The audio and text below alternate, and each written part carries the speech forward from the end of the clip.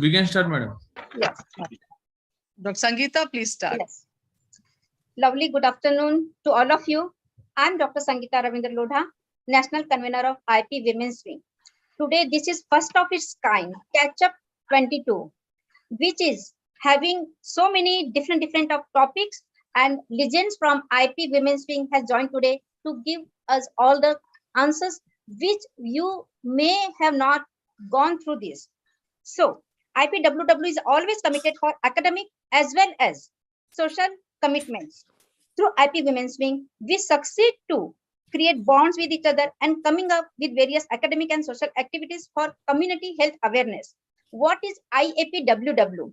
I means integrity, A stand for activities, P stand for perseverance, W women and men networking, and last W stand for wisdom. So here, the today's Catchup 22 by the stalwarts and legends of IP Women's Wing. Before starting the session, I request Dr. Swati Bhave Madam, our patron and IP Women's Wing chair, since who is the founder chair of IP Women's Wing and the brainchild of IP Women's Wing. I request Dr. Swati Bhave Madam to just say few words on blessings and just launch today's session of Catchup 22, Womb to Woman. Thank you, Sangeeta. I really thank Hemabindu Chair and you as convener for giving me the honor of coming for the launch of Catch 22. Hema has always brilliant ideas and innovations catchwords, and I'm very happy to see this Catch 22, a new program that is being launched. And I would like to acknowledge the presence of all the senior stalwarts, Asha Benkapa, Elizabeth, Sandhya Khatse, Sushmaniyangyaji, Rashmi Divedi, and with Deepa Pasi and Himabandhu, moderation really like a jugalbandi, and I'm sure they'll keep all of us on our toes. And I really look forward to this program. And it's such wonderful to see the networking amongst women. And we are not just doing academics, but we are doing social service, social programs, and most important, generating oxytocin and serotonin within ourselves by this constant interaction. And it's very nice to see the senior most Asha to the junior most Sangeeta and Deepa always working on the same platform. So without wasting further words, I would love to start hearing the program. All the best. Now I request our chairperson, Dr. Hemabindu Singh, to just put light on this program. Yeah, thank you, Dr. Sangeeta. Very warm, good afternoon or good morning to all the viewers and also my colleagues in IAPWW. My special pranams to Dr. Swati Bhave, our mentor and patron, and of course senior advisors, Dr. Sangeeta Yadav, Dr. Chaya, and each one of my office bearers of IAPWW. We have very vibrant team, and I'm really blessed to have been working with stalwarts and active, dynamic women members of IAP as the in their executive board position. So we have coming out with a lot of programs. As Dr. Sangeeta rightly said, we want to work to bond with each other and of course work for the community and also excel in academics. Many of us are so good in our own work. So why don't we come across and share this experience with our viewers? So we have come out with this idea of Catch 22. So that is just like, we want to say catch up. Catch up with post-pandemic, we need to catch up, and we are going to catch up in a very informal way. It's not very, we don't want to be, serious in terms of PPTs and, the typical lectures. So we want all our stalwarts to speak about their own experience. So it's going to be very informal, one-to-one, teat-a-teat on a Sunday brunch, over a Sunday brunch. So we have the flow of the program will be after the inaugural remarks by seniors. We'll have discussions with our stalwarts today on a very common topic this month being we had Mother's Day, we had Nurses Day, we had a KMC Awareness Day, and also we are going to have a Menstrual Hygiene Day on 28th. So these are very close to the women. And I think as IAP Women's Wing, we need to highlight the importance of motherhood, the nursing care, and of course the neonatal and the girl child, and especially focusing on the menstrual issues, which are not talked about so commonly in the public. So these are social issues. These are all community importance. So this month, in this weekend on this Catch Up 2022, you would focus around these topics and followed by rejuvenating, a revive session by none other than our old national convener, Dr. Sangeeta Lodha. So thank you, Madam Dr. Swati Bhave, for coming over to inaugurate and launch our sessions, Catch 22. It's a very catchy word, as you rightly said, and I'm really inspired and motivated by many like Dr. Asha Madam, Dr. Elizabeth Madam, Dr. Sandhya, always motivating each other. So we really want to do, in spite of our busy schedules, all of us are coming together to do something together on behalf of IAP. Thank you. With these few words, we can start the session, Dr. Sangeeta. Yes, ma'am. Now Can I we? request Dr. Deepa Pasi to just start the session. Yeah, I would like to introduce her, Dr. Deepa Pasi. Deepa Pasi, we know she was so vibrant during the Pedicon in Noida, and she's a very, very, very pleasant personality, and she's a senior consultant and chief co-coordinator of SPARSH program, a child development and adolescent program at Apollo, Noida. And she has a number of achievements.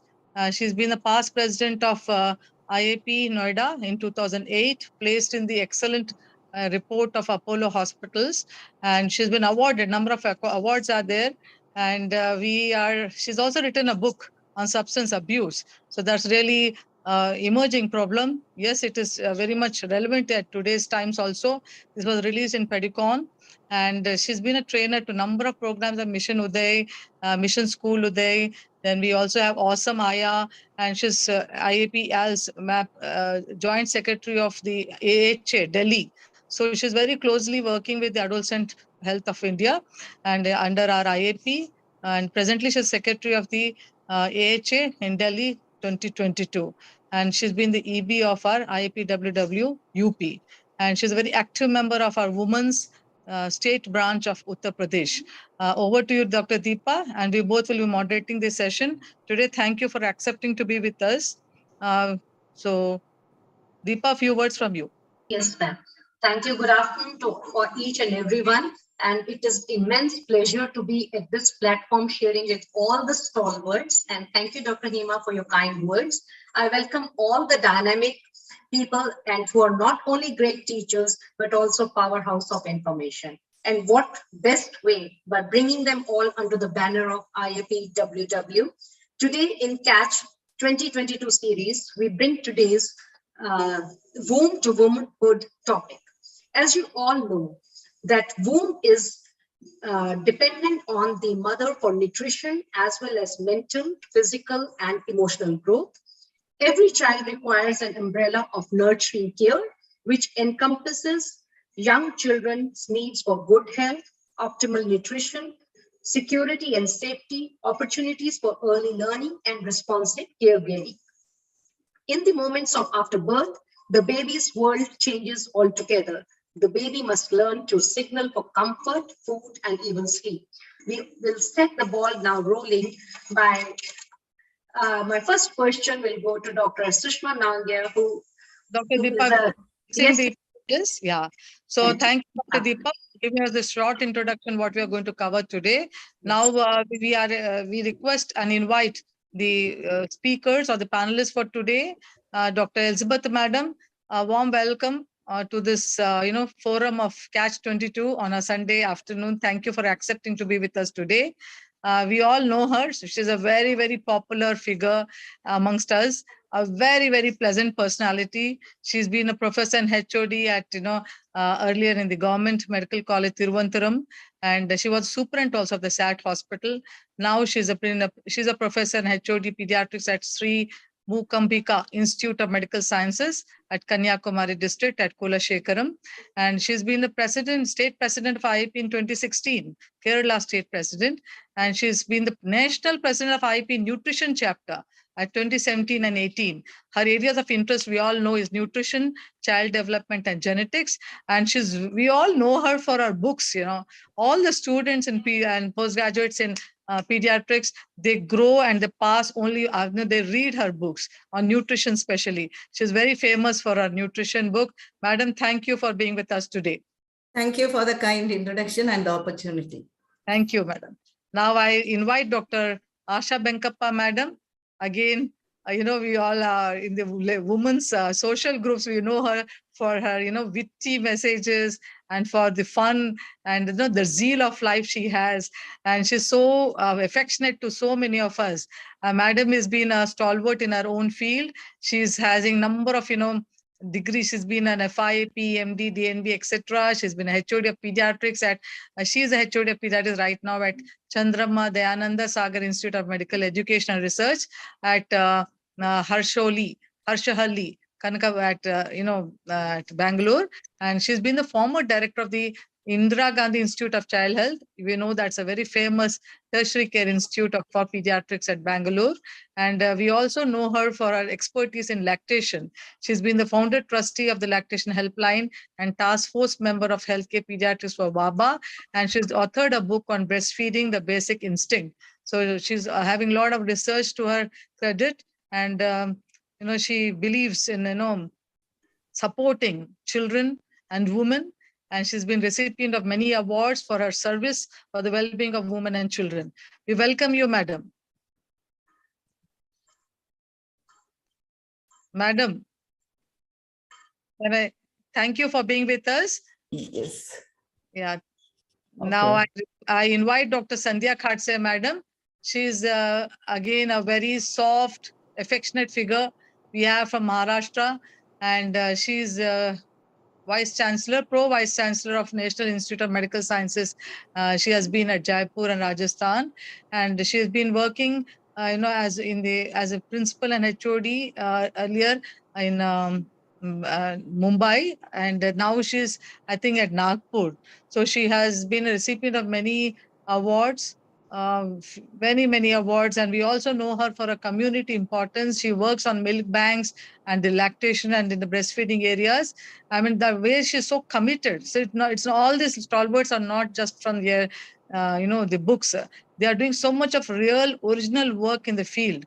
And she has number of awards, apart from FIP, gold medal awards, and then she's been held number of positions in the public health, and she's been a visiting professor at John Hopkins School of Medicine also. She's a nutrition expert, and she has a huge academic service and a community service to her credit. She's been a chairperson of the IAP Cancel Group, technical expert for Human Milk Banking Project, chairperson of the Maharashtra Medical Research Council and Health Education. So these are the few positions she has held. Madam, welcome you to this forum. Thank you. Thank you. Thank you, Hima, for a nice introduction, and thanks for the opportunity given. Highly honored to be with you all. Madam, we are honored. Thank you. Now I invite Dr. Rashmi Dwivedi, madam. Namaskar, madam. Professor and HOD Pediatrics at LN Medical College, Bhopal. Another senior stalwart and who's again a community-oriented person. So we have picked up people who are working the community, stalwarts who are working the community today. And she's also an adolescent consultant, ex-coordinator of the State Adolescent Center at Dishan, called Dishan. And she's an ex-ICDS. She worked very closely with the government, so especially the Women Development Child Welfare. She has a lot of experience working for the girl children. And she's been ex-professor and HOD Department of Pediatrics, Gandhi Medical College at Bhopal. And she's been a chairman of the AEFI committee. Her areas of interest are medical education, adolescent health, neonatal nutrition, trainings, soft skills, and mental health. And she's been associated with a lot of IEC activities in the child health since 1985, a long duration of community service, and has several national, international publications to her credit. And she's of course, a reviewer and PH guide for a number of projects. Welcome, madam, Rashmi, madam. Thank you so much, Dr. Bindu. It's been a pleasure to accept this special invite by you. And this really program of Catch 22 is really a very, very innovative and very good program. And I'm sure the delegates will learn a lot from this with so many stalwarts on your panel. Thank you, madam. Now I invite Dr. Sushmaniyangyaji, again a pleasant personality, academician, and also been a trainer to a number of the government projects. So we all know her for her work in neonatology. She's been a graduate from Gwalior and she's done a DM from AIMS New Delhi. She has number of awards to her credits, been a long list of awards to her in her CV. Maybe I just will highlight her as few of them. Like she has received the SS Manchandan Unitology Research Medal in 1997, and she has co-authored many books, and she's been the Young Investigator. She's also awarded Young Investigator Travel Award, Toronto, Canada in 2007. So number of research, over 200 research papers to her credit. Currently, she's a director, professor and head at neonatology at Kalavati Saran Children's Hospital, Lady Harding Medical College, New Delhi. She's a convener of National Collaborative Center for FBNC for the Government of India under the Ministry of Health and Family Welfare, and a number of positions she's holding. Just a few of them. She's been managing editor of the Journal of Neonatology earlier, and the only journal in the specialty from Southeast Asia, and editor-in-chief for the Journal of Neonatology, the only journal again, which we all read commonly for neonatology. And she's organized a number of conferences, national faculty and trainer of trainers for many programs in neonatology like NALS, PALS, ventilation courses, IYCF and IMNCI. And these are the only few, otherwise it will be, the list is really long. We welcome you, Dr. Sushmaji, and we look forward to working with you more closely in Women's Wing. Yeah. Thank you. Thank Well, you, Dr. Hema. Thank you, Yeah. Dr. Hema, for inviting me here. And I know last year also a few times when you extended the invite, I was busy with something or the other. So now I'm so happy that, finally I'm here, and I really want to be a part of this IAP Women's Wing, and we need to take academics as well as social work forward. Thank you so much. Yeah, thank you, madam. We look forward to working with all of you. Now over to Deepa to start this session. Yes, Thank Deepa. you, Dr. Hema. And it's lovely to be amongst all the stalwarts. And what better way to start with from the womb? And then the first question goes to Dr. Sushmaniyangyaji. What is the importance of the first golden minutes of resuscitation, ma'am? Okay. Oh, that is so very important, and it's so close to my heart as well, that the first golden minute as soon as the baby is out into this world is very important from the baby's point of view, and also from the physicians that we attend. So from the baby's point of view, he has to make major adjustments from breathing from the placenta to breathing through his lungs. So that is a major change, and he has to begin breathing right away as soon as he is born. So the transition from in utero to ex utero, from an aquatic life to an arid life, is the most important event that is happening in any individual's life. None of us go through something similar ever in our life later on. So that's the first thing. From the physician's point of view, we need to be there to see that the baby is transiting normally. So if he is transiting normally, then which means that the baby has good tone, he started breathing. So we need to provide only skin to skin care, or what we call as routine care. However, if the baby is not breathing, we are watchful there, and we need to start resuscitation, which must begin within the first minute, the golden minute. And if the baby requires positive pressure ventilation, the positive pressure ventilation must begin before the end of 60 seconds of birth of the baby. Having said that, many studies recently have been done where they have found that it's actually not really possible unless everybody is trained. So to get this point, it is important that we start initiation of PPV within the first minute, but it will not happen if we are not training them regularly through simulation and having a watchful existence. Because when the videos were recorded, the PPV started almost at 200 seconds, 180 seconds, which means by the end of the third minute. So what I mean to say is that we need to keep a watchful eye, and we need to keep training the youngsters right from the ANMs to our postgraduates to begin positive pressure ventilation, because it's all about giving a breath and saving a life. Thank you. And what should be the prenatal consult at the threshold of viability, clinical and prenatal perspectives from that point of view? Deepa, just give me 1 minute. My maid is ringing the bell. I need to open the door. You can take one more question. I'll just be back in a second. Okay. I will ask the question to Dr. Elizabeth, madam. Yes. Madam, we all know you for your expertise in nutrition. Just, to revise, what is the role of nutrition in children's neurocognitive development from pregnancy through childhood? people still are giving something, but the importance of the right nutrition is so important to create awareness around it. So what is the role of nutrition in children's neurocognitive development, right from pregnancy through childhood? That is right. Even when we look at the ICDS program, they say ECCE, that is early childhood care and education, early childhood care and development. But now the revival has come. It is early childhood development and nutrition. Growth and development go hand in hand. And I think whatever is needed for growth is needed for the brain growth also. And as it was mentioned in the first 1,000 days of life, that is from pregnancy to second birthday, all the wiring is happening. And that too with the help of iron, omega-3 fatty acids, and all the long chain polyunsaturated fatty acid, amino acids, everything. So we need not segregate. It is for growth and development. Now we speak about an extended window period, that is pre-conception care, because the ovum is already there with all the epigenetic tags. There already something has happened to the ovum, and that is going to be carried on to the pregnancy. And we can't believe that on the second birthday, all windows will close. So there is an extended window period. So that means pre-conception care to 3 years. So in the first part, it is the mother's nutrition. And we know they have to take enough water. They have to take 300 to 500 kilocalories extra, 10 gram of protein. That means what we can translate it to their language, take one extra meal for your baby.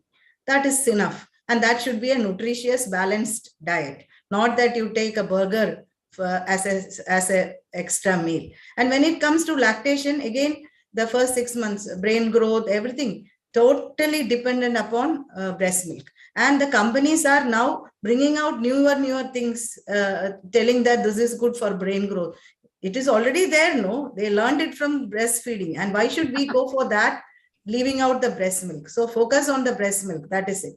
Then when it comes to 6 months, a complementary feeding, we have to give at least 4 food groups and 4 times. And whoever is not breastfed should get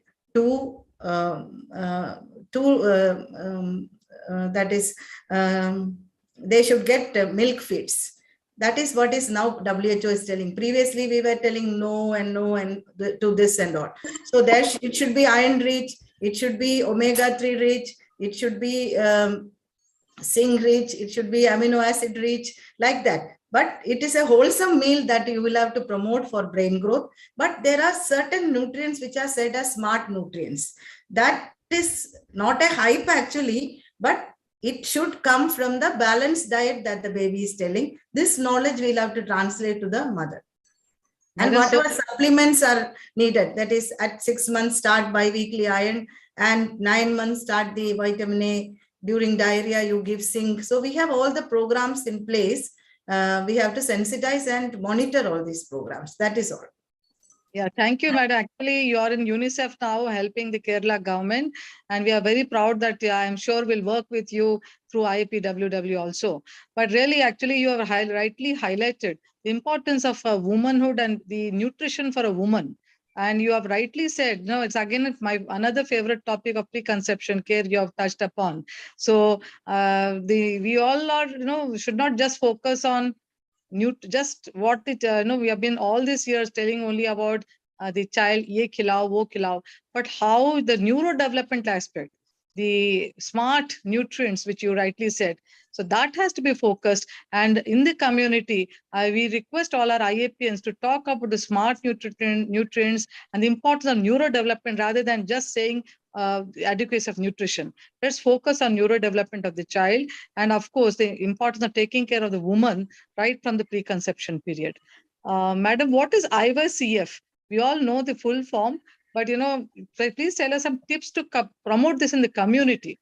We have a lot of books, a lot of knowledge around this IAPWW, but what are the gaps in the community regarding the IAPWW, and few tips what our IAPNs can do to improve the IAPWW in the community? So as Dr. Himabindu has rightly said, IYCF, there is no IYCF without M mother. So we must be telling about MIYCF, maternal, infant and young child feeding. That is from pre-conception care right to the during the window period of opportunity, which now we say maybe 3 years, but the formative brain growth, everything is going on to school age and then till adolescence. We say that the brain takes 18 years to grow and a lifetime to mature. So even that is the importance of neurocognitive development. Unless I have some experience, I may not know that part of it. You come to me with a problem, that experience has to be there for me to counsel you or be empathize with you. That will come sometimes later in my life. Tomorrow I may be learning a new lesson, isn't it? So every day we are learning. So that is the importance. And in IYCF, first of all, the mother should take one extra meal for her baby. It should be a wholesome meal that she is taking. Maybe some breakfast item or lunch item, not a fast food or a junk food that we should tell. And during lactation, actually, she has to take 2 extra meals because her health is important and she has to produce enough milk for the baby. And 6 months, nothing other than breast milk can support growth. But when it comes to 6 months, we know that breast milk with 100 ml, which is giving 67 or 70 calories, is not enough to support growth of the baby beyond 6 months. And breast milk is going to plateau off after 6 months. So we have to give it more energy dense, 100 kilocalories per 100 ml. But most of the mothers take a semi-solid and a cereal. They make a preparation and then dilute it and give it in the feeding bottle, which is only 30 kilocalories per 100 ml. So that message should go. It should be nutrient dense. It should be, the texture should be, it should be thick gruel that you are giving, and 20 ml per kg per feed. That is, if the baby is 10 kg, we can go up to 200 ml. And then slowly we have to introduce all the food groups and take them through the bridge from liquid to the solid, that transition, and then reach the family pot feeding. That is the toddler feeding. And toddler feeding is very difficult. It is an art that they will have to learn. And it is not with the screen time. It should be talking to the baby, showing good examples, and interacting to the baby. And we have to capitalize on the developmental milestones for making them eat rather than on the TV or the mobile phone. That is very important. And then by toddler time, there should be 5 food groups, 5 colors, and 5 times feeding. And don't introduce sugar so much early, because they are super tasters and they will have lifetime, they will want more sugar, and it can cause obesity. And salt, extra sodium is not needed, because sodium is there in most of the items that we give, and their kidneys are immature. Thank you, madam. These are some tips in the community. These are practical tips we need to tell to our mothers, and celebrating womanhood and nurturing care. I think these are the very practical tips coming from an expert like you. Over to Dr. Deepa. I'll continue with Dr. Sushma. My question was, what should be the prenatal consent at the threshold of viability, clinical and prenatal perspective? Okay. If I hear that correctly, that is prenatal and not this. It is prenatal perspective for the viability, clinical as well as the prenatal perspective. At the threshold of viability. Yes. Okay. So basically, the threshold of viability is defined by the setup where we are. So if we go by what the WHO says, then it is something like for the resource-rich areas or for the Western world, they should be working, or they should not be working on below 23 weeks and below 400 grams of birth weight. And for resource poor setups, including India, it is you're expected not to work on babies less than 25 weeks gestation and less than 600 grams. But again, these are not laid in stone. So if there is a setup within resource poor countries, which is whose outcomes are much better, and by outcomes we don't mean just the survival, we mean intact survival at 24 months of age. So if they are able to produce that kind of outcomes, they may sure decrease their level of care, and I mean decrease not the level of care, decrease the level to which they can take care of the baby, and they can work on 25 weekers, they can work on 24 weekers, and so on. But here again, parents are very important, that we need to let them make the decision, give them the autonomy to decide. Our aim should be beneficence and non-maleficence, by which again I mean that we are doing good for the baby. If we do not have the resources, then it is best that the mother or the baby is transferred in utero to a setup which can look after such babies if the mother is going into preterm labor at the junction of viability or at the threshold of viability. The other thing would be the obstetric considerations, that from the obstetric consideration, the mother has been given antenatal steroids. If there is premature rupture of membranes, she's been covered with antibiotics. Maxelf has been given for neuroprotection. The obstetrician is capable of delivering such a baby. She has a setup where a neonatologist/pediatrician is there to take care of such a baby. So all these aspects will come into it. And then we can decide whether at that threshold of viability one can look after or not. There is no point in having a baby who eventually has neurodevelopmental sequelae and is a burden on the family as well as on the, on the society. But that doesn't mean to say that we work as demigods or we behave as demigods and decide, okay, we will not work on this baby. So there are three ways of looking at this thing. One is if the family and the caregiver decide in the beginning itself that possibly we will not be able to take care of this baby, then at least give comfort care. If there is some hesitation on the part of the physician or on the part of the parents whether we should work on such a baby, then it is something like trial of life care, where you start with everything, full resuscitation, take the baby to the NICU, start everything, and then maybe deciding as time comes whether we need to continue with all full throttle active support or not. And the third is that parents want to do anything and everything. The physician is, capable of taking care of a small baby like this, then go full throttle, which is called active care. So there is active care, there is trial of life care, and there is comfort care. The last thing that I would like to say on this is the ultrasounds done antenatally and the anticipated weight or expected fetal weight, which is assessed antenatally, may or may not be correct. There may be a change of or a difference of 15 to 20% in the weight and at least 2 weeks in the gestation. So the full decision should not be until the baby is born. So you cannot take a decision sitting back that this is 22 weeks and we are doing nothing. And when the baby is born, you find, no, this is something like 25 weeker.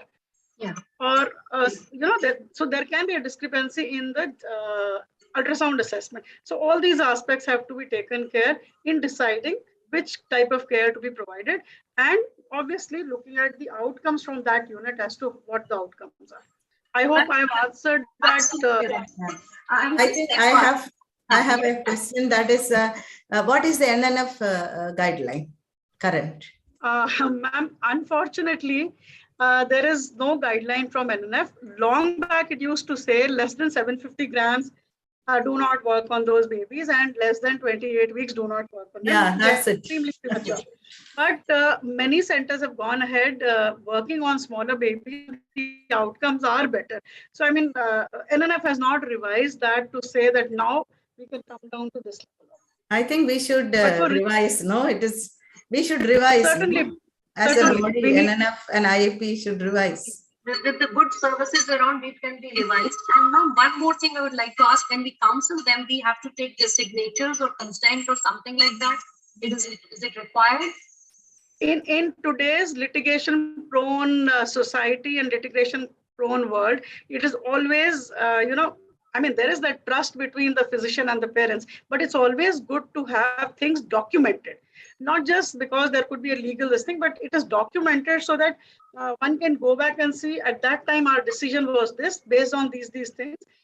And now because things have changed in this direction, supposing the baby develops IVH grade 4 on one side and grade 3 on the other side. So then you are revising your decision and you're talking to the family, and that is documented.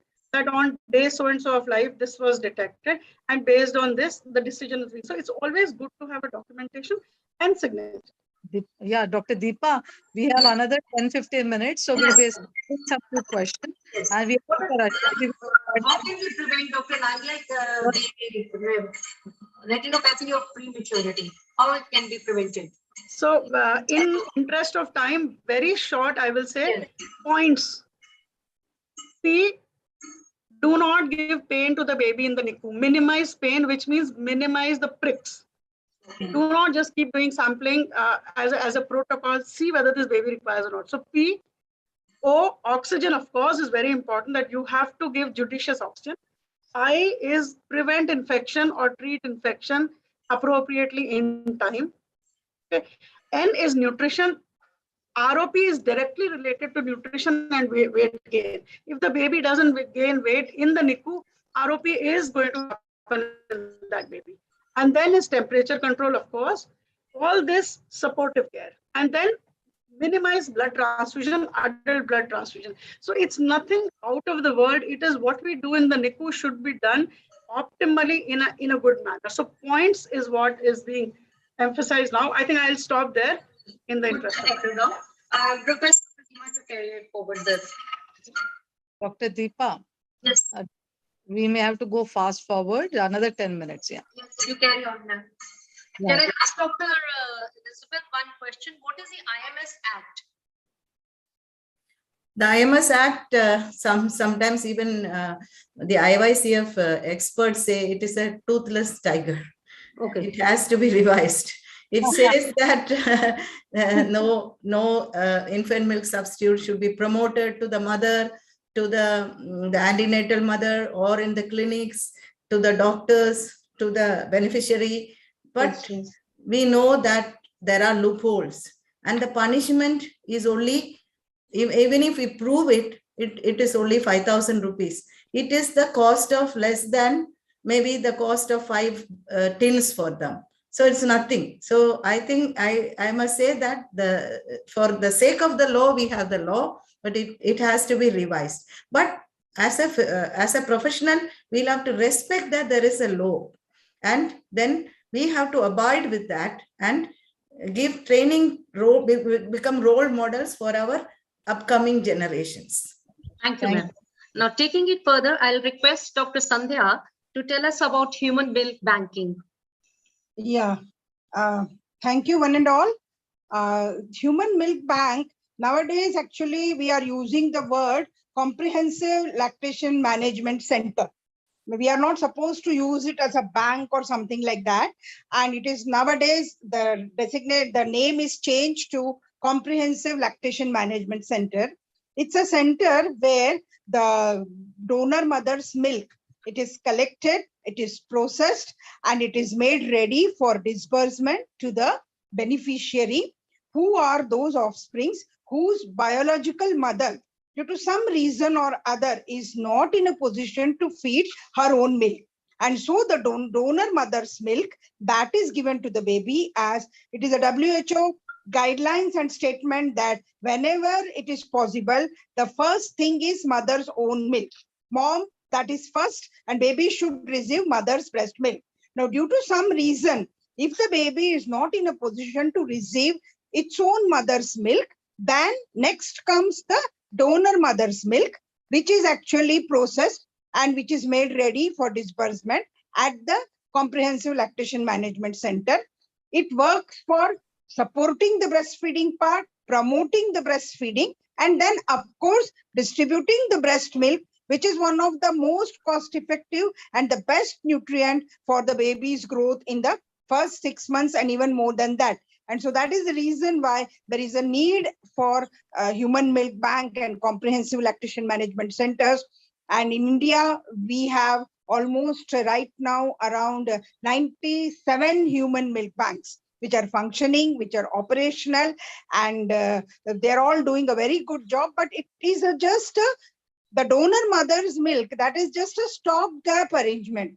It is not that a baby should receive the human milk throughout the 6 months. Once the mother is ready to feed the baby, Once the biological mother has come into picture, then that baby should receive mother's own milk. This concept is very important because sometimes, people are carrying wrong messages that you can always procure breast milk from the milk bank and you can feed to the baby. Why there is a need to feed my milk to the baby? So that sort of a message should not go.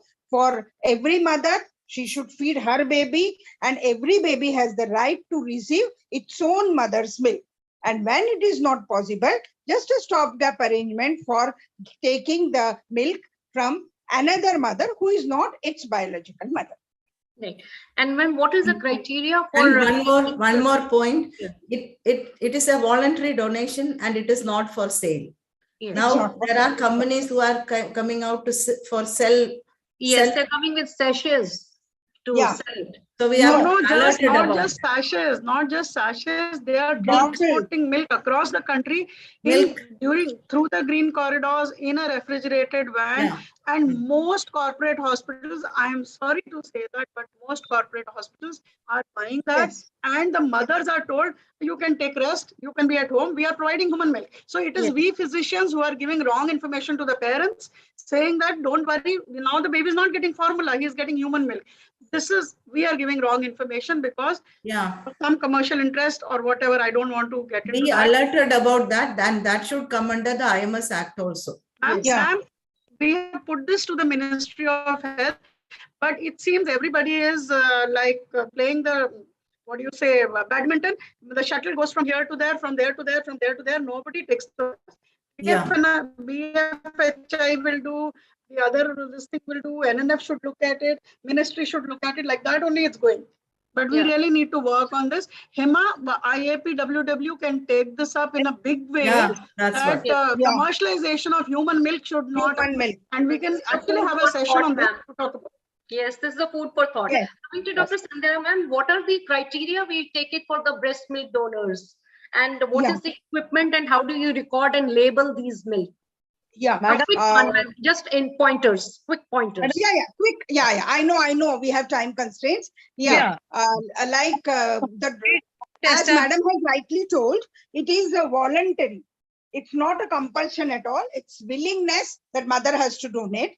Now, in the antenatal period, most of the women, they're all screened for HBsAg, they are screened for VDRL, they are screened for HIV. So these reports, whenever it is available, the mother should be negative for these reports. She should be fit and fine. Body mass index should not be less than 18.5. She should not be malnourished. She should not be addicted to alcohol, tobacco, and all this substance abuse and all she should not be doing. And then she should be healthy, not suffering from any diseases and not on any medications as such. Then she is fit for donation. Above all, she should be willing to donate. We take a consent where she says that, yes, I am ready to donate. Because many of them, they feel that if I donate, will my baby get less milk? So we have to explain to her that the milk which she is donating is always the over and above excess milk after her baby has fed. So she will not have less milk, and so willingness part is very important. And then for processing of the milk, we require in the milk bank, we require certain deep freezers, refrigerators, we require pasteurizer. We do the Holder method pasteurization we do, where the milk is uniformly shaken at 62.5 degrees centigrade. It is taken that at that particular temperature, most of the viruses and bacteria, they will be destroyed, but the nutritive component of the milk, that will not be destroyed. And so a pasteurization is done. It's a Holder method, shaker water bath we use. There are various varieties of pasteurizers which are available and which are nowadays being given to the human milk bank. And once the milk is pasteurized, then we send it for the culture. Post pasteurization, we do the culture from the microbiology department. And when there is no growth in the milk, that milk is safe for distribution to the baby. Most of the milk banks, they do the pooled milk. As such, like it's a full-term baby should receive the full-term mother's milk, and the preterm baby that should receive the preterm mother's milk, because the quality of the milk little bit differs. So that is the only thing which is done in most of the milk bank. And then we have a record of all the donors who are donating the milk with their consent. And then we label it depending upon the pooled milk, whatever we have get, we put the numbers, and then there are stainless steel containers which are there, and the all these containers actually they are sterilized in the hot air oven and at 360 degrees centigrade after nicely washing and cleaning them. And then this particular milk that is then collected in that, pasteurized, then we send the sample, no growth, no culture, then that is safe for distribution. And depending upon the list of the beneficiaries, like whoever is needing this particular, again, for receiving the human milk also, we need to have the consent. We take the consent that she's ready to receive the milk, because tomorrow there should not be any problem that because of this we had. And as such, most of them, they don't know that which baby is receiving which mother's milk as such. That is not possible. But in the milk bank, we have got a record, pooled record we have, so we can know. But otherwise, like that, it is not that your baby is receiving that mother's milk. That we don't tell as such. Thank you, ma'am. Thank you for such valuable inputs. Ma'am, Dr. Hema, over to you now. Thank you. So we are skipping some questions here and there. I would like to go to, we are celebrating womanhood in terms of talking about how to take care of the woman right from preconception, and some messages to the community regarding nutrition, and especially focusing on cognition. Therefore, the human milk banking or human milk is so important, the CLMCs. Now, I would like to ask Dr. Asha, madam. Madam, what are the difficulties and how to a working woman should take care of herself, especially our own health. So can you, because that's why we want to celebrate womanhood, but taking care of her is so important. We'll be asking the question to everybody later, how do we celebrate womanhood? But the first question to you, what are the difficulties a working woman can face and how she can take care of her own health? At the outset, I thank Swati Bhavi madam reminding me that I'm senior most and I'm 64 years old. I really have to behave mighty senior, okay, which is very difficult for me. Kindly accept the inner child in me. When you address me like that, I get very scared and panicky. As far as working mothers are concerned, I hope you all know that my unfinished PhD was on child rearing by working mothers, okay? So the preparation starts preconceptional. Like you've always been focusing on the preconceptional module. When they come before preconception, they have to plan how they are going to go about it. For example, the maternity leave. Many of you don't know, when we were in BPNI, we fought for that 6 months maternity leave. And also we must make women aware, those who are working in the organized sector, that by up to 18 years, they can take 6 months of added leave for child rearing. So these messages must reach the community in the organized sector. The big question mark is 85% of the women, 65% of the women are in the unorganized sector. For example, Dr. Sushma just now opened the door for her maid. What are we going to do for them? So we have to, when you're talking about community, I would like to focus more on the unorganized sector, as we are all are a team and leadership activities. We should work in establishment of creche near the home with facilities for expression of breast milk. In addition to that, we have to build up a strong support team, sensitize the pediatricians, and go through the breastfeeding. If the woman is not able to stay at home, then we have a program, 15 days program called as Breastfeeding and Working Women Program. These are my immediate thoughts. At the same time, I just want to tell you that I got a sad news, which I was talking to Dr. Elizabeth madam. One of our dermatologists, 4 days back, she came and discussed with me about her 2-year-old twins. And she said, madam, I'm having a hell lot of a time looking after my twins and I'm planning to quit. And then I told her, we'll start creche. I'm working with the management who's very close to me to start a creche. And I had reassured her that there would be creche. I really don't know what happened to this girl. She thought she's exhausted and fatigued. And if she takes IV iron, she should be fine. And her orthopedic husband has given her IV iron at home. She went for immediate anaphylaxis. And just now I got the news that she's dead. See, we working women and we doctors, she's just 30 years and 2 years twins. How do we go? We need to support each other.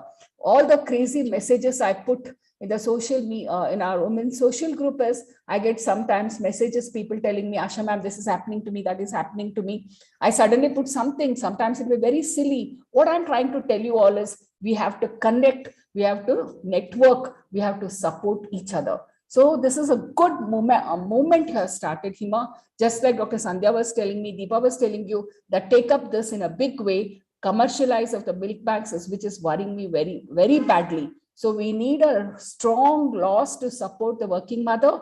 I was in a Maternity Protection Act symposium in Penang in Kuala Lumpur years ago, where Dr. David Clark, the senior most person in the ILO, International Labour Organization, spoke about maternity benefits, paternity leaves, childcare leave. So let's utilize all that and support each other. There's lots to talk. Just now I was thinking in the CATS 22, we have so many topics to talk, which you can take over for the next few sessions. Thank you very much, because you have to other people in the session.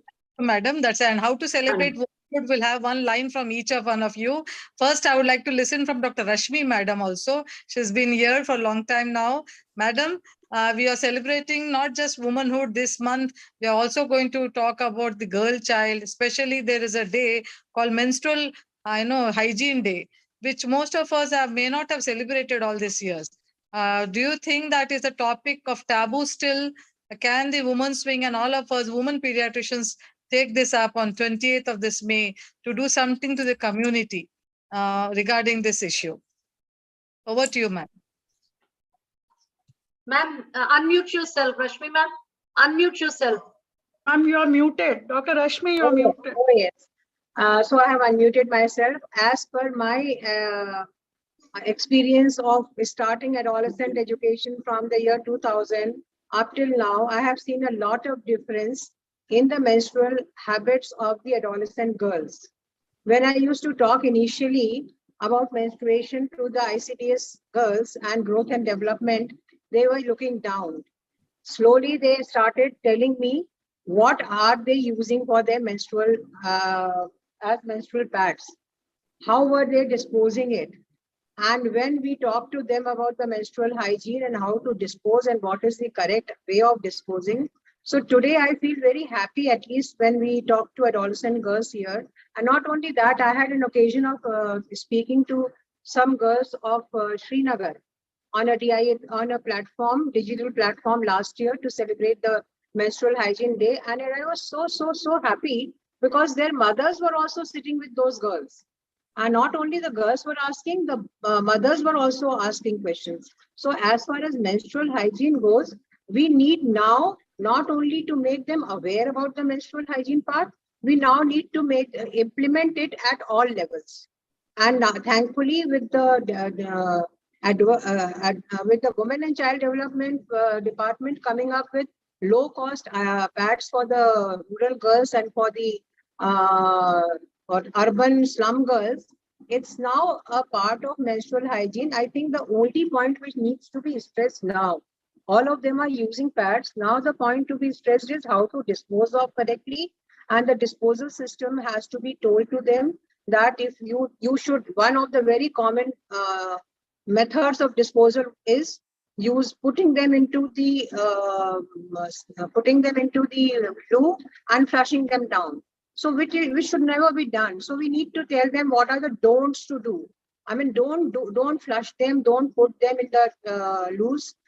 You have to wrap it up in a paper or a plastic bag and keep it. And all the schools and all the places should have a place where these pads can be put in that plastic bag and which can be later on taken up and disposed. Another advance which we need to tell our adolescent girls is that nowadays we have biodegradable pads also, which are being made by certain NGOs, which are eco-friendly also, and which are available at lower rates. So we now need to move them from the commercially available pads to the pads which are eco-friendly pads. Another thing which I now emphasize on the menstrual hygiene part is that you should change your menstrual pads every 4 hours. Or if you feel that it has become too wet, you should change it. Number 2, you should always keep your area. That area should be dry The pad should be of the size that that is easily, comfortably used by you. It should not rub against your thighs. It should not cause chapping against your thighs. And that is the things that we have to tell. And we have to tell that menstrual hygiene is important, because if you do not you do not maintain your menstrual hygiene, there are lots of infections which can come up into your vagina and travel up, and it may bother you later on with childbearing practices. Thank you, madam. I would just like to add, I would just like to add, many of the places they are keeping the sanitary pad vending machines are there, but then most of the schools and the government places, that refilling is not done. And then sometimes they are just lying like that. And many of the places I have actually seen that it's not at all working. So then it is some sort of a punishment, etc., should be laid out to those people who have put that and they are not refilling it properly and not making it used properly. Because sometimes girls, they have a feeling that we have this vending machine.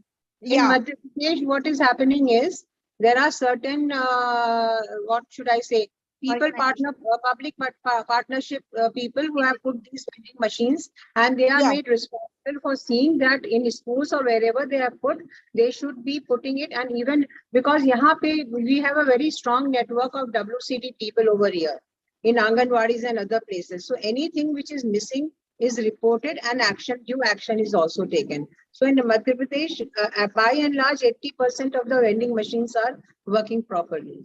Ma'am, what is not in Maharashtra? Ma'am, what is not in Maharashtra? It's not working in Maharashtra. Yeah, it's not. Many of the places I have myself seen, actually, I have written to so many people that why you people have put this if it is not working as such. Right. What I would like to make is whatever public education we are trying to give on whichever topic, whether it is menstrual hygiene, taking care, breastfeeding, KMC, whatever, we need to tell it to the community first. Because when the community knows, then only they will be asking for it. That is why when I started with the ICDS people, it was a totally successful program, and later on, some NGOs became partners with me, and they carried forward. They took the responsibility of certain parts, and they are carrying forward till date. Yeah, madam, some questions in the thing, take that later. I request you, they were very interesting. We also promoted on our program. There's something, what are boy periods? No, people, I am also very really. It's all about girls and girls. Let us talk about boy periods. No, I haven't heard about boy periods, Dr. Emma, but we have taken this thing with the boys also about what should be done during the menstruation. In that Srinagar interaction, one of the girls asked me that what should I do? My father is always sitting in the living room, and if I have to dispose my menstruation pad, I have to pass the living room, and I feel very ashamed. And he always tells me, where are you going and what are you doing? So I don't know how to dispose of during that period. So these are issues also which come even in their bureau. So we need to make them aware, the fathers, the brothers, and other people, to how to facilitate these girls in disposing of their menstruation pads. Ma'am, can I give the input? Basically, this boy period is also known as an irritable, male syndrome, because just like women, men also go through the hormonal variations of testosterone, and that is why it is said that in the morning the testosterone levels are very high and they're very aggressive, and thinking power is very nice, and by afternoon it wanes off, and that is the time when they can have good meetings, and by evening it is abated, and that is the time when you can make the women can get the things done out of their male partners. So okay, they are getting I haven't gone through this. I have heard about that ejaculation phase and masturbation and all those things. It has been given the name of menstruation. Menstruation.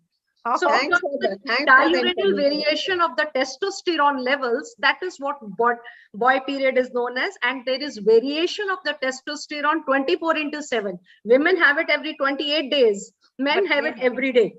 Wow. So during the night time, if their energy levels are low, you can get everything done from men.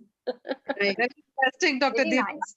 So I think we come back and it's already 1:05. So we'll do, shall we do a rapid round fire and some questions which are left out, Dr. Deepa? Yes, ma'am. Please go ahead. Very interesting because these are many, each one of them are such big stalwarts. Yeah. If we can have one more round with them later because they can speak on anything which out of their own. This is all about field experience Yes. and out of books. So we have Dr. Deepa. Shall we? We'll just Yes. we just Shall I change start? a rapid fire round. Yes. Which is going to be very spontaneous. Just we request all of you to say yes, no, or a one-liner. One-liners only. Just one-liners, please. Should I Yes, start, or ma'am, you're going to start? you start, Deepa. No Okay. problem. I think Dr. Asha should be the best person to answer. Being born as girl is bane or boon? Rapid. It's a boon. Perfect. Is it difficult to balance rearing up child, balancing profession and family? I think you have answered that very nicely. And I would request Dr. Rashmi to give the answer to this. Using cups better during menstrual than the pads, menstrual cups? Good. It depends whether you can afford menstrual cup, then it is definitely better. But if you cannot afford a menstrual cup, then you should be going in for pads. Okay. Dr. Elizabeth, is Kurkure and Sprite once in a while okay? No. In this world, I think we cannot say no to everything. Once in a way, I will also allow. But the child should be trained to say that I will not order it every day. I don't want it every day. Now, madam, what about 6 months egg? People are now introducing at 6 months. They said it's okay. Yes or no? From a nutrition expert. There is no harm in introducing, but we have to go by the culture also. It should be socially acceptable to the family also. Yeah, what is wrong with ready-to-eat foods, man? You just said once in a while it's okay. But we are seeing it so much as there in they are processed food. They are processed food, and that means the shelf life is increasing just by chemical methods. It is losing its normal texture, taste, form, everything, and it is artificial. What are the substitutes, madam, for sugary treats? Now, we will love to celebrate. Anything we celebrate is around food. So, kuch meetha khilana chahte hain, to what are the substitutes?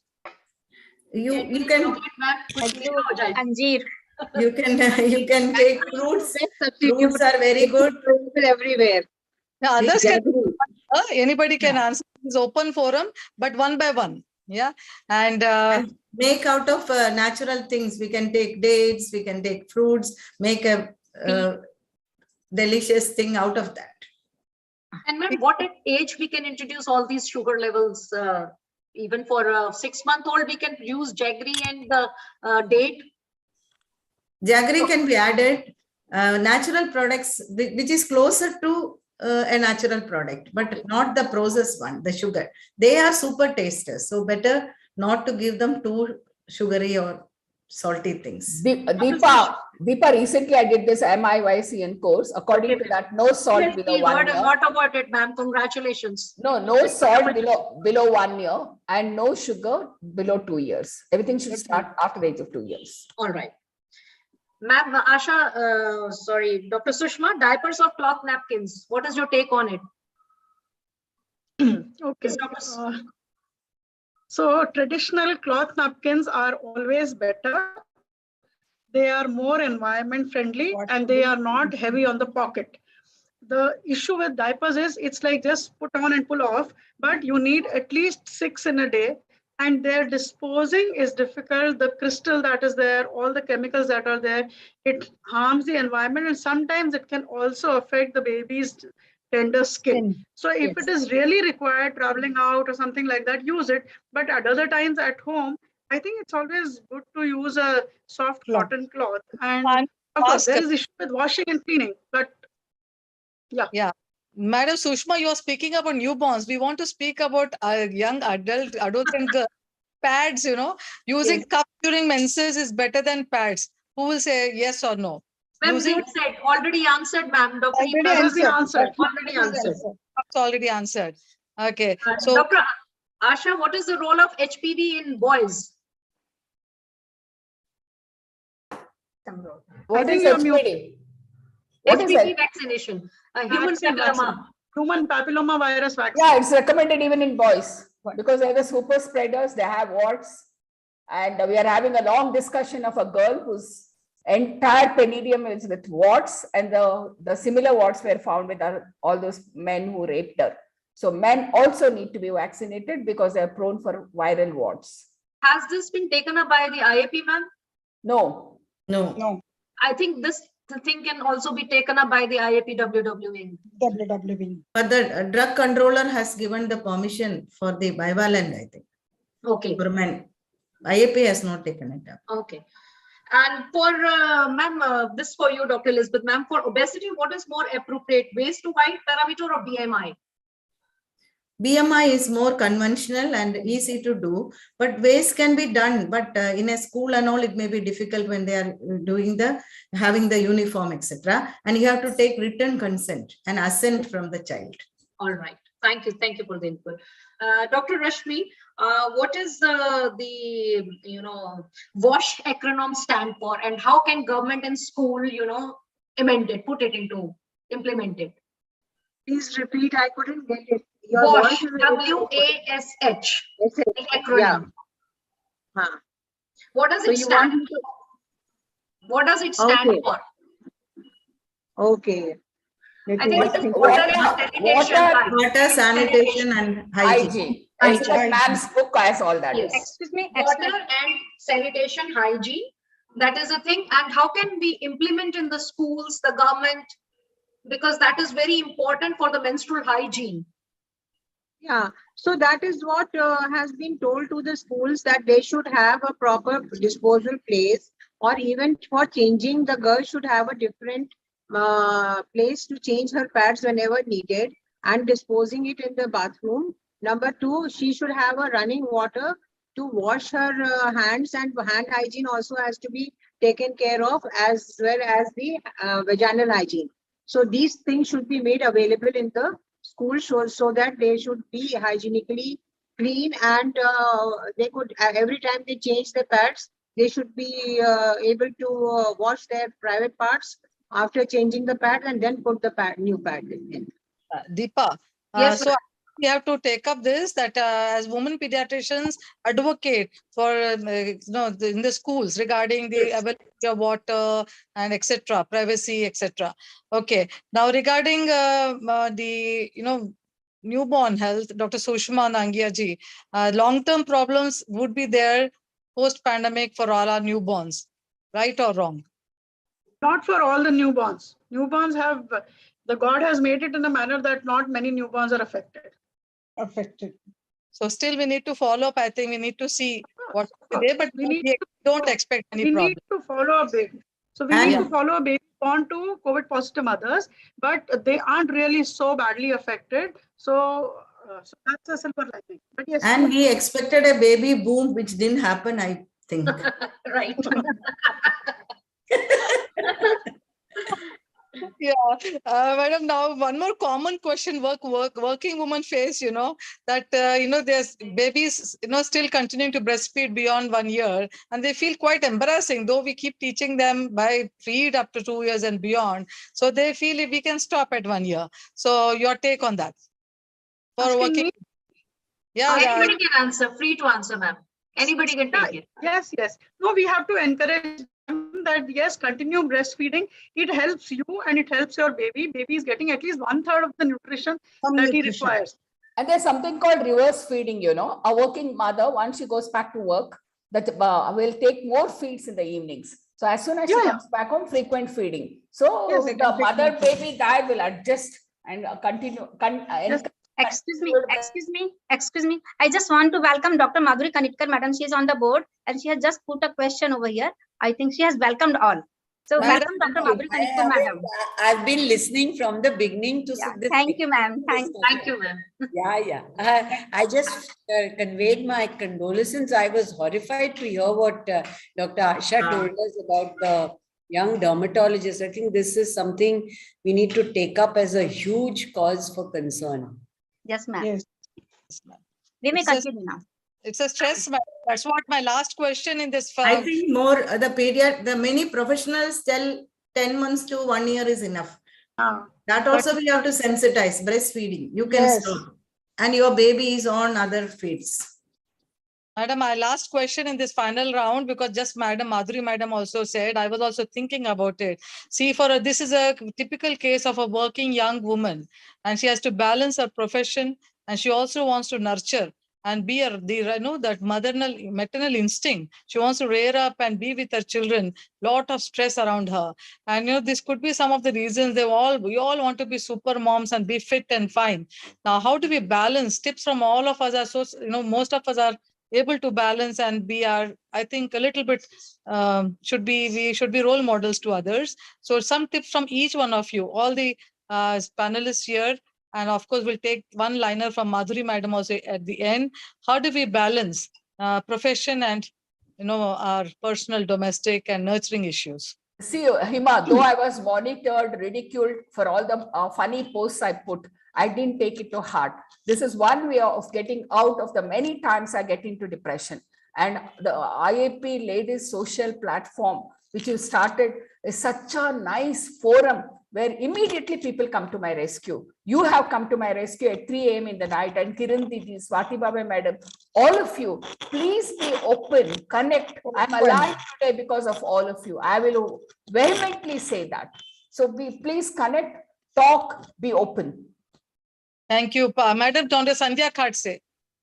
Yeah, first of all, all women who are working, they should first of all think themselves that it is not only supporting each other, but also appreciating and supporting yourself.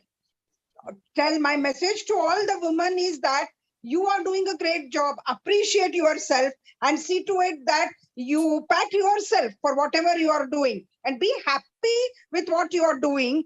And these three things, if you practice, I think the stress as such, it comes down like anything. Be very happy with whatever opportunities you have been given and try to find out some ways or other. And that, just like Asha Madam told, appreciate yourself and try to pour your feelings to others.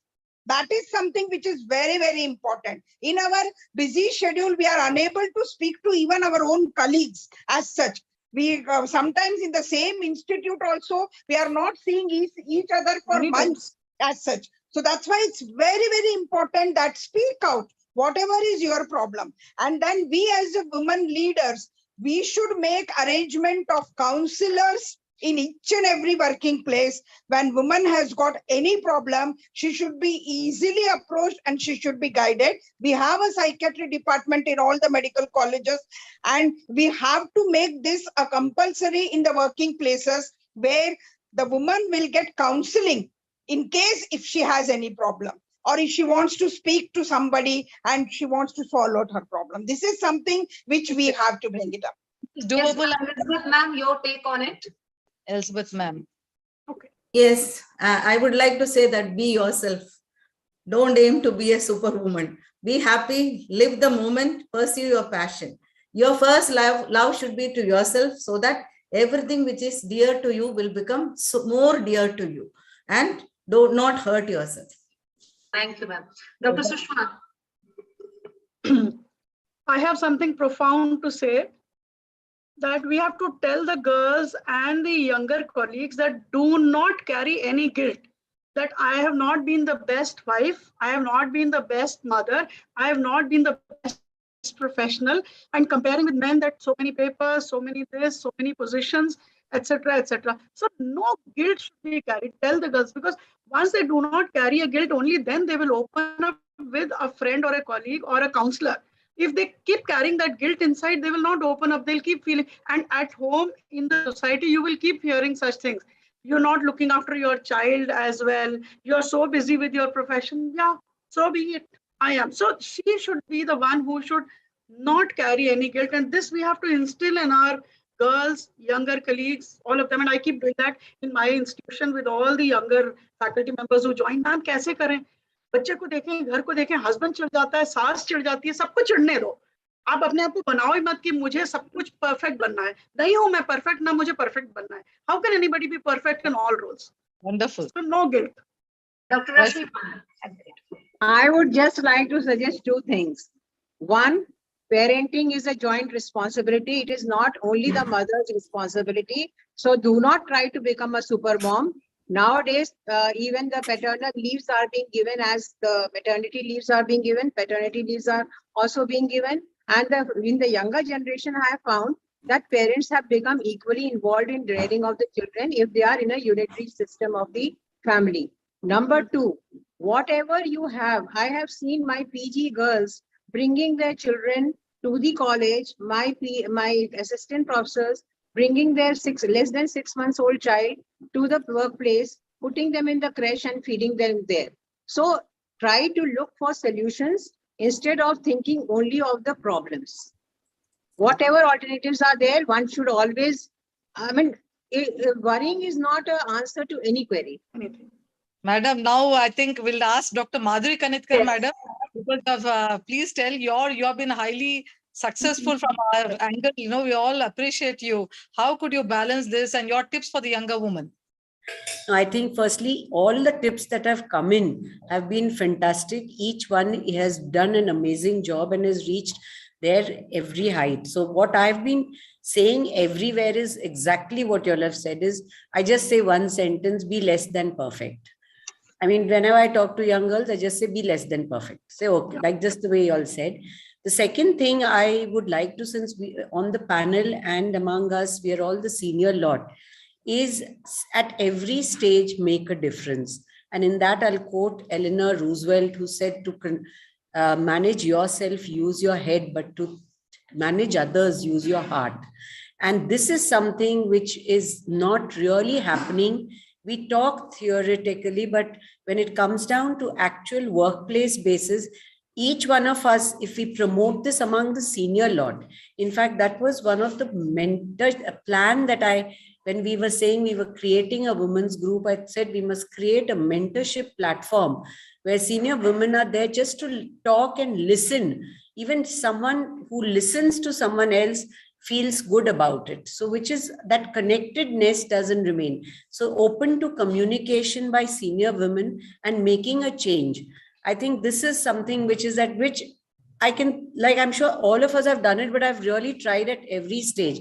When I was HOD, fought for the girls who were pregnant. Army had a rule to throw them out of specialty because they were low category. Fighting the system, because not that it affected me, but it affected so many young girls, and counseling them, they would not do that. They wouldn't take their maternity leave so that to not lose a term. So telling them that it's for your child and I won't this thing, and explaining and then fighting the system. So that was something one did. Opening state-of-the-art creche at AFMC exactly for the same reason was something which one did. And thereafter changing physical fitness standards, getting after, people to accept women is something one has done all through. And now at the university also, I have tried to do exactly that, of starting a mentorship program. So I think each one of us needs to do that in our institution. And as a group, let's promote this and let's start a formal mentorship for young girls. It's not okay. It's so easy to say be less than perfect. But when she's stuck with that problem, she needs someone to talk to. So let's create that for her. Thank you. Is a pulse of Swati Bhave is there, ma'am? Swati Bhave, is she Dr. still there? Yeah, as Now, yes, Dr. Swati, madam. Yeah, as Madhuri said, each one of you have given such pearls of wisdom, and each Vincent is so correct. And all of us have been mentoring our PGs, our residents, our junior colleagues, and especially, in the last 40 years, I have mentored a lot of women who are holding positions in either chapters or branches. And they have phoned me almost at midnight, really distressed about the way they were being treated in their position, the way they were not getting opportunities, the way they were bypassed. And fortunately, I was able to use my experience and persuade them not to resign, but fight it out. And majority of them, with my help, fought it out. And they went higher and higher. So, when you go in an airplane and there's turbulence and the oxygen masks fall, what does the air hostess tell us? First, put your mask, protect yourself, and then go to your child or the elderly person next to you. And what we need to teach women, especially young women, that first, unless you love yourself, and unless you are at peace with yourself, and unless you are calm and stable in your own emotions, you cannot help anybody. And that is why, whether it's a crisis at home, with your children, with your spouses, with your in laws, with your relations, you have to take care of your needs. And if you are unhappy, if you are suffering, and you are tortured, how does it matter whether you are helping others or not? It is self sacrifice at a very great cost to yourself.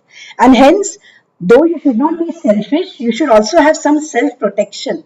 That yes, you must help everybody, but you should have your own space. You're a person, you're a woman who has her own needs, her expectations, her emotions, and we are so brought up to always sacrifice for others. That makes a perfect woman, that we have to come out of that mold, that looking after yourself is not being selfish. It is important to look after yourself. And that is, I think, what we really need to learn. That I read that book, Madhuri, I think you must have also read it, Joys of Imperfection. And I keep reading it again and again because all of us are perfectionists and we learn to also enjoy the joys of imperfection. And when our youngsters look at us, they feel we are perfect and they want to emulate us.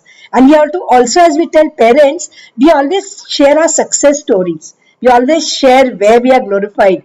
And we always tell children your failures, where you did not succeed, where you really had a lot of disappointments. That makes you a human being and not a perfect human being.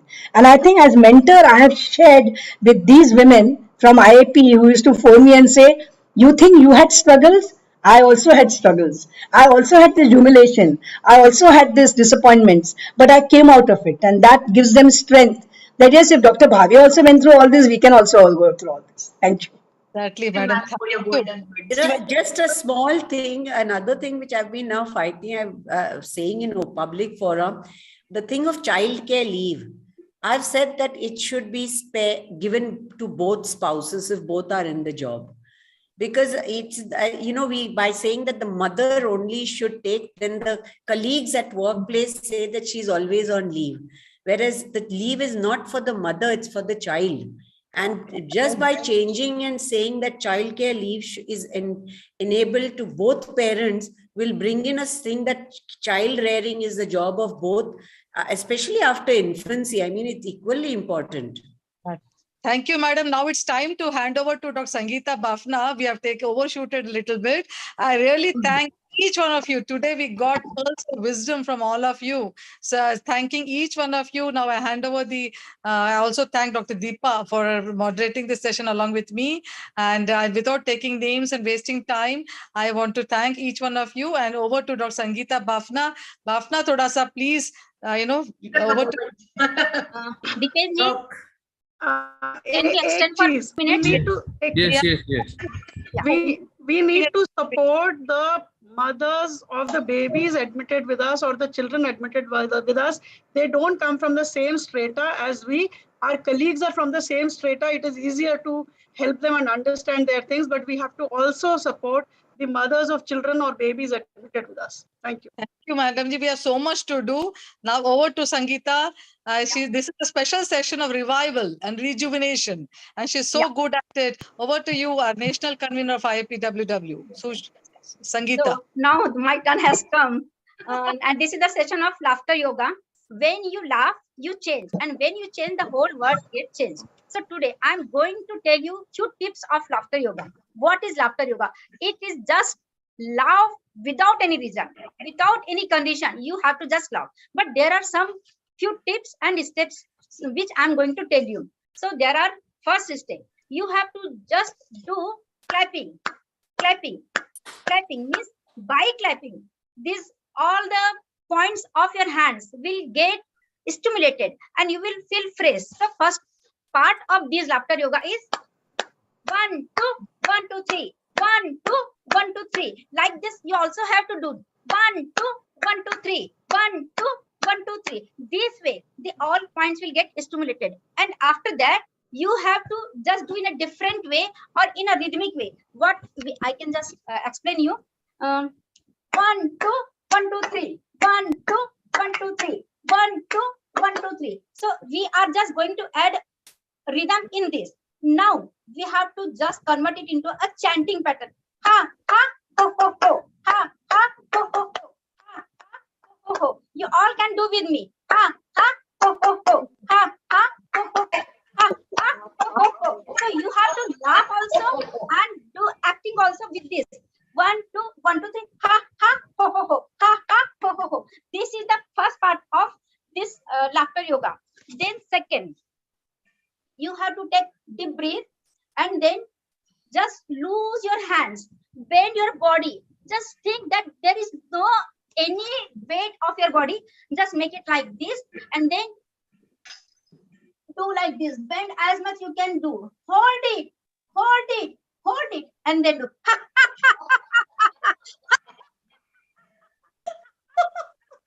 So laugh as much as you can laugh.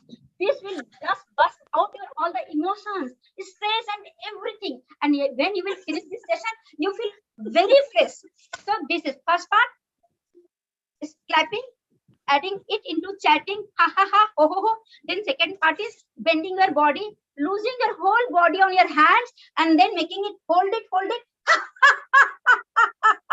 Just laugh like this as much as you can. Just open up your all the lungs, the tip of the alveoli. This oxygen will go inside your lungs and you will feel very fresh. Then third part, childlike fullness, playfulness, childlike playfulness. What is it? Say, very good, very good, yeah, very good, yeah.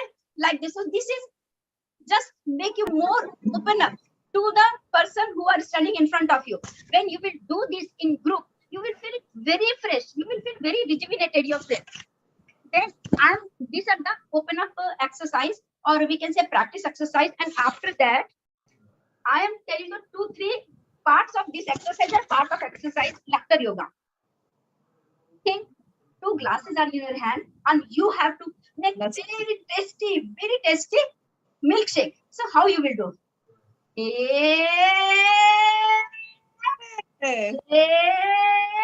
And then this is very tasty milkshake you have made. Now you have to drink with full laugh. So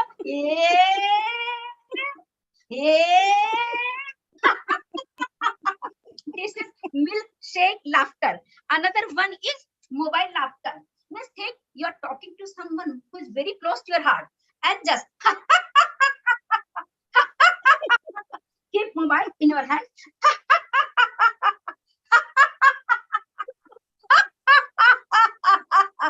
So this is mobile laughter.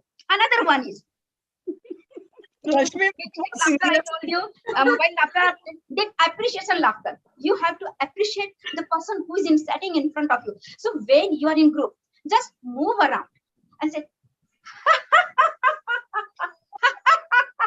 like you just appreciate and say, wow, you have done very good job. You have done very good job. Like this, you can say.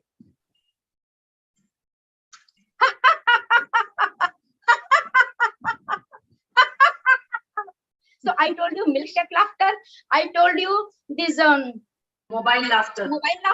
Then appreciation laughter. Another one is argument laughter.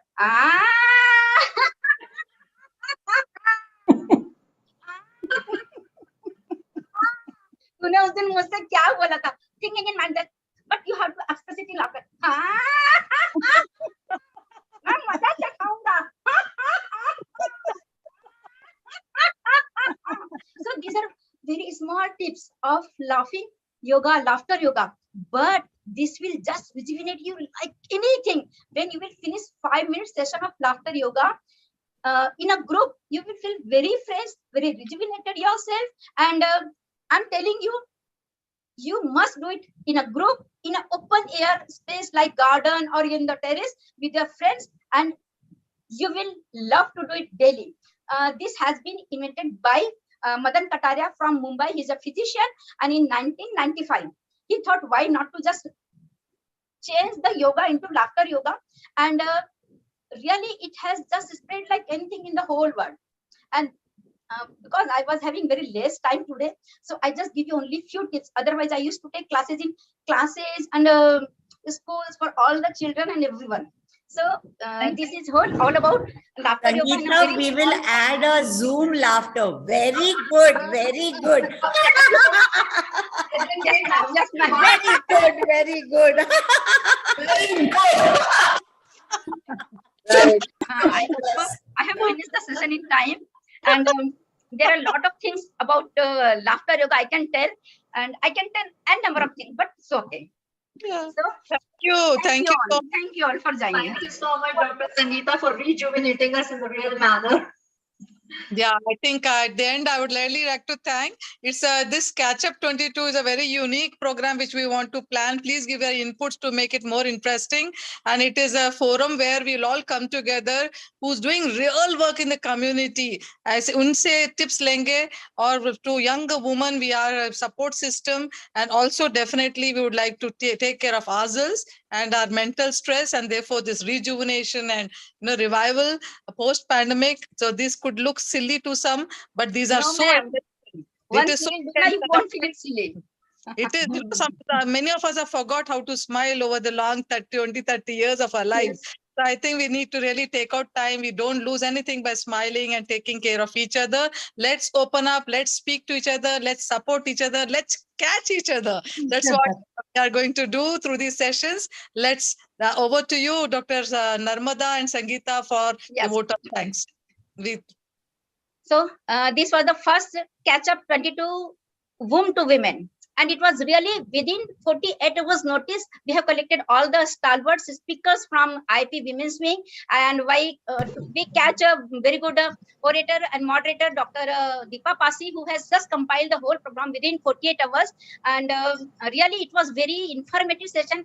I thanks to all my stalwarts speakers, Dr. Sandhya Khatsam Madam, Dr. Rasmi Divedi, then Dr. Elizabeth Ma'am, Dr. Asha Benkapa Ma'am, and our patron, Dr. Swati Bhave Madam, and a senior advisor, Dr. Madhuri Kanitkar Madam, and our moderator and chairperson for today's session, moderator Dr. Hima Bindu Singh, and chairperson of IAPWW. This is brainchild of Dr. Hima Bindu Singh to do something different for only IAP Women's Wing. So every week or every fortnightly, we will just choose the cream of IAP Women's Wing, and we will just give the responsibility to some moderator, and we will bring different types of topics for you. You can also suggest us. So this was the today's Catchup 2022 womb to women, and thanks to all, and thanks to Deepen, who has provided us digital platform, and thanks to all the my partners for today's program. Thank you. Dr. Narmada is around. Dr. Sangeeta, Dr. Narmada? No, she is not there. Oh, okay, fine. Yeah.